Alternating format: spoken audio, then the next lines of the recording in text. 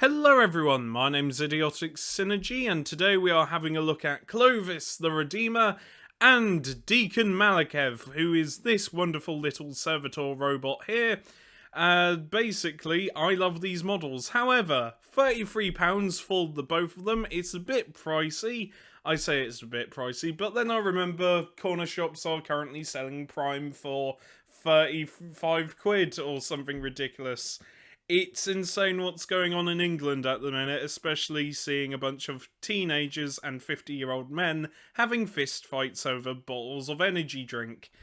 It's all a bit dodgy. Anyway, other than that horrific realization, this is Clovis the Redeemer from the Redeemer comic book, which I highly recommend you find a copy of. If not, then you can read it online for free from any dodgy looking website. It is a brilliant model. I love the Redeemer. I love Clovis. He's one of my favourite characters. He's just batshit insane. His crown doubles up as a flamethrower. His faith is absolute. It's just a shame that he's into punishing people, and not in the fun way. I say that, but then you have Deacon, who gets off on being punished. It's a very weird relationship these two have. But I do like the model. I like his homemade chainsword, the Eviscerator. It looks very nice. I love it. It just fits. He looks exactly how he does in the comics. I love it. Also, who needs a tactical rock when you have tactical books? I do like it. He does love that book, which is a book with all of his punishments on them. Yeah, like I said, he's a bit of a kinky git, and Deacon is someone that enjoys it, especially if he fucks up. And then he's like, "Oh, punish me, the Redeemer." It's very weird. But Deacon, this is Deacon's final form. I won't spoil what happened to Deacon, but let's just say he willingly turned into this. It is grim. I do like the book. The book is really cool. Especially, I love the artwork. I like whoever painted this, because I like the detailing in the book. I like the little magnifying glass there. I'm jealous of how he did the writing in the book. I just love it. It's a great model, and I would love it, but it's £33. But saying that, it is a wonderful model. It is an absolutely wonderful model, and the only thing that's biological about Deacon now is his face, because the rest of him got turned into this horrific mechanical mess. I love Deacon. Deacon's one of my favourite characters. He's a pathetic worm of a man, but it's quite enjoyable watching him. And these two have got some really interesting rules. So, without further ado, let's get into them, because you can use them with your Cordor gangs, as it says there. So let's get into the rules, shall we? So, I've got a PDF with a bunch of rules on from a bunch of books that a mate of mine gave me, so I appreciate that. And this is Clovis's the Redeemer's special rules. First, though, you have to petition him. And to do that, it says here that it's D6 plus whatever your reputation is. So 1 to 8, the Redeemer heeds the gang's plea for aid and will only charge you 100 credits. 9 to 15, the Redeemer reluctantly agrees to aid the gang, but it will cost them. The gang may hire him for this battle for 200 credits, and 16 plus, the Redeemer will tell your gang to fuck off, effectively.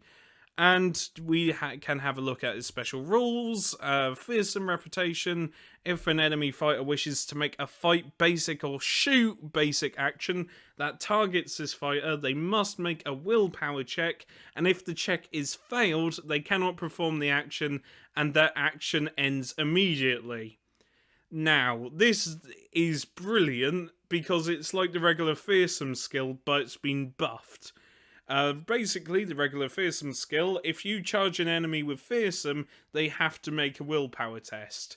But because it's Clovis the Redeemer, who's got a giant flamethrower for a head, then, you know, everyone has to make a willpower check even to shoot him, which I quite like. Though, however, you can get around that by shooting him with blast weapons, because you don't have to target him directly with blast.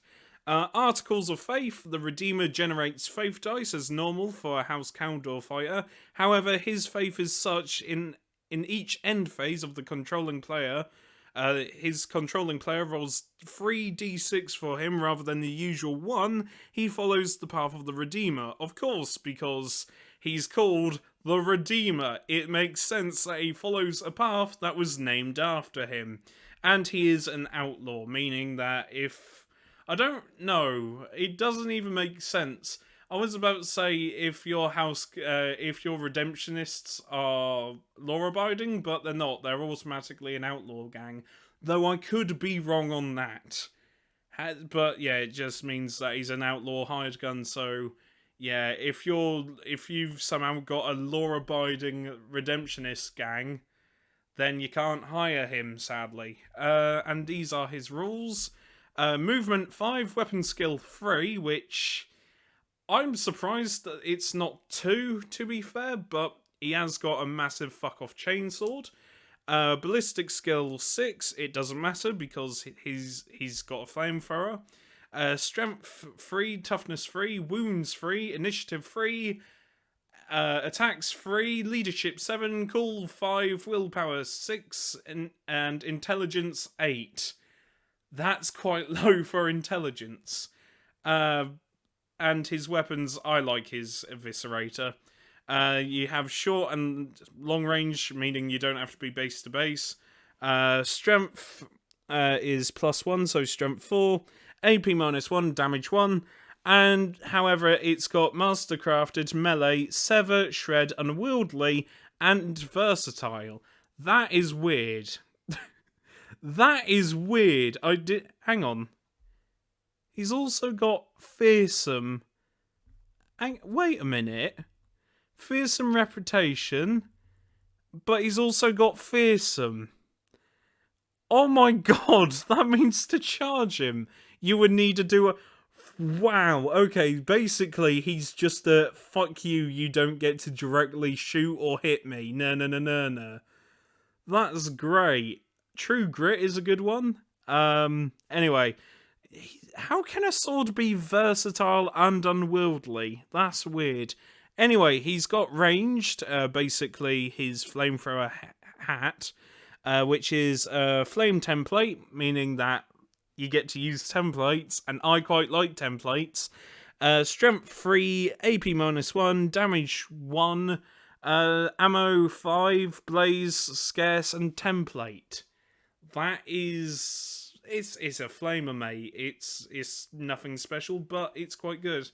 He has got flak armor, which gives him a 6-up save? Yeah, I think regular flak armor is a 6-up. Though I could be wrong. No, flak armor is a 6-up. Hardened flak is a 6-up, but a 5-up with explosives. Hardened layered flak is a 5-up for... oh god, I'm trying to remember fucking flak armor. I play in forces.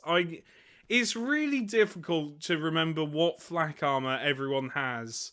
Because for my gang I went for the best, but I get confused between hardened layered flak and hardened flak. It's confusing, but that's not all, because you can get Deacon. Deacon will just come with the Redeemer.